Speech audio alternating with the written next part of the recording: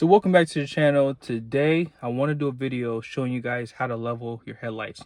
I have done this in the past. I do pull a fifth wheel and sometimes we do travel at night.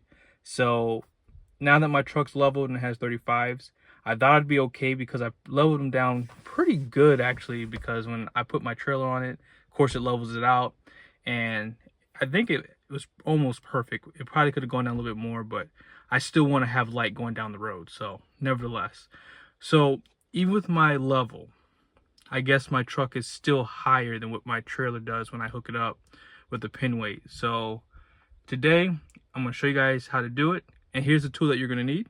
And this is it. Phillips head screwdriver, preferably a long one. That's what she said. All right, let's go ahead and get it started. Whew. Man, those headlights are bright. I'm going to turn the fog lights off of this, just so you guys can kind of see it, but just the headlights. All right, let me put my seatbelt on. It says blind spot monitoring off. Why is that? I will say, I got to do a video. My truck just ran out of factory warranty. Should I be nervous? Because it's a Chrysler product? Is it going to break down on me? We'll see. I'm just kidding. I highly doubt anything happens.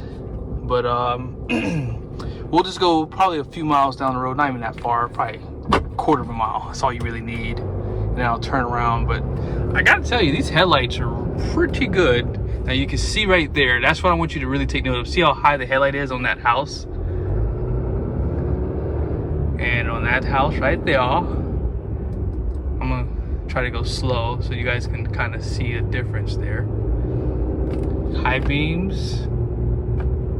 Yeah, these projector style, they are detuned because of obviously the DOT, and I wish that they weren't because they'd be a little bit more brighter. But I guess you don't need that much light on the road. So we're gonna keep going. And these headlights do swivel too. I don't know if you can see it. Yeah, it does swivel. You can probably see it off some of the houses. One more high beam for you. But for the most part, the headlights don't seem to be that high, but they're pretty high actually, because I can see the tips of the trees over there all the way to the right. So I need to put them down. Maybe I'm going to start off with 3 full turns. Probably not even that much. I'll probably do maybe 1.5 turn, and then we'll check it, and then we'll go from there. All right, so I'm gonna go ahead and line it up on the garage, and then I'll show you guys where you have to level it down. It's pretty easy stuff. Should show you too. I can't remember when I did it last. I think it shows you up and down, like a U and a D, I believe.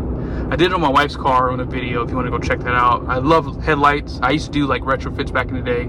I've done like maybe 2 or 3 of them. I can't remember now, but they're pretty fun for me. So let me go ahead and turn around here, and we will get it all set up.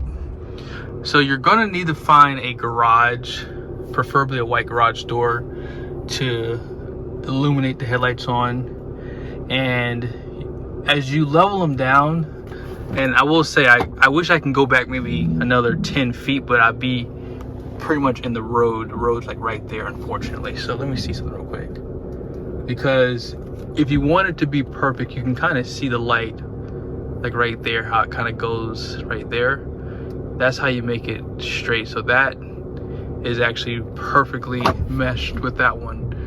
I used to do this stuff so much that I almost want it to be perfect. So let me go ahead and show you guys where you have to aim it at. All right, so on the passenger side, you can see it right there, right there. Sorry, I can't get it to focus.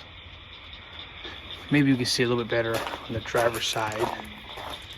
So it's like right there. See it? Perfect on this side. So as I mentioned, there's a Phillips head. Now, if you're pointing it this way with the screwdriver, I believe counterclockwise is down and clockwise is up. But I will definitely verify for you right now as I grab my Phillips head screwdriver. All right, so here we go. So we're gonna go counterclockwise. Yep, that's down. You can kind of see it. So I'm gonna go back again. So what I normally do is I normally put a mark on my screwdriver. Actually, I have one right there from the last time. So I have a mark. So what I normally do is I normally do one full turn, like that, and then I'm gonna go half a turn like that. Okay, now let's go do it on the other side.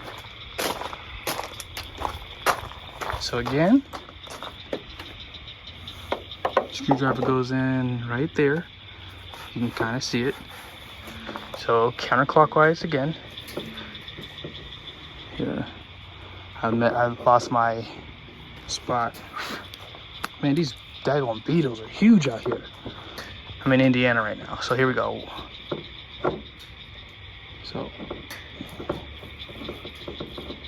that's one turn and then a half. So that should be completely level now. You can kind of see right there. So let's go ahead and back up and I'll show it to you guys. But you see how big these beetles are? One just flew in my shirt and almost pulled it off because it was so heavy. Alrighty, so it looks like my passenger side is a hair too high. I forgot to mention, I guess you would need a second tool for this. You could tape it with like some painter's tape if you want it to be perfect. And if you ever want to go back up to that spot, you could just leave the tape on the garage. But I'm going to turn the passenger side just a quarter turn, and I think it'll be perfect. But one thing I recommend is don't go too heavy on these turns, because you could turn this 5-minute project into like a 30-minute project if you are very meticulous. So I strongly recommend just, you know, a turn, maybe a turn and a half.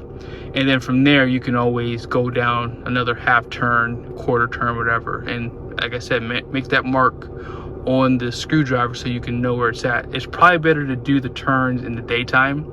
That way you can see your marking, or just have a flashlight with you so that way you can see them if you do it at night. But I'm just going to turn this side just a quarter turn. I think we're perfect. When my wife and I were talking about buying a house out in the country, she was excited about it, but now that we've been out in Indiana and she sees all these bugs, I don't think we're going to be in the country unless I put a lot of bug spray around our house. Oh wow. So hold on, I'm gonna back up because that was the first house. So you can clearly tell,